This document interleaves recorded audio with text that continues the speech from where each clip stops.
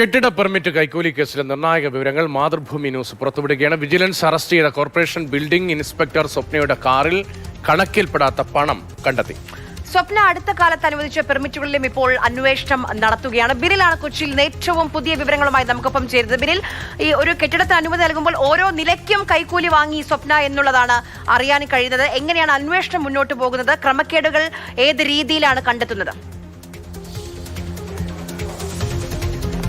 ആര്യ, സ്വപ്നയുടെ അറസ്റ്റിന് പിന്നാലെ വിജിലൻസിന് മുന്നിലേക്ക് നിരവധി പരാതികൾ എത്തുകയാണ്. ഇവർ പല കെട്ടിട നിർമ്മാണ പെർമിറ്റുകൾക്കും സമാനമായ രീതിയിൽ വലിയ തുക കൈക്കൂലി വാങ്ങിയിരുന്നു എന്ന രീതിയിലേക്കുള്ള പരാതികൾ വരുന്നു.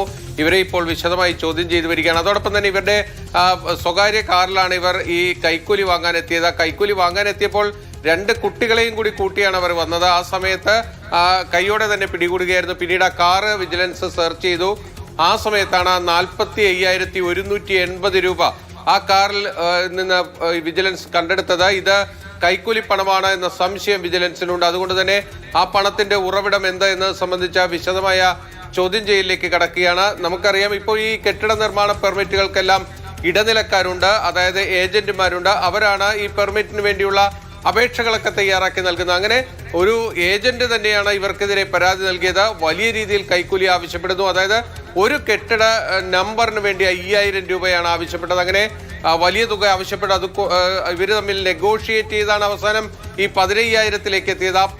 ആ വിവരം വിജിലൻസിനെ അറിയിക്കുകയും വിജിലൻസ് ഇവരെ കൈയോടെ തന്നെ പിടികൂടുകയുമാണ് ചെയ്തത്. ഇപ്പോൾ ഇവരുടെ കൂടുതൽ കൈക്കൂലി കഥകളാണ് വിജിലൻസിന് മുന്നിലേക്ക് വരുന്നത്.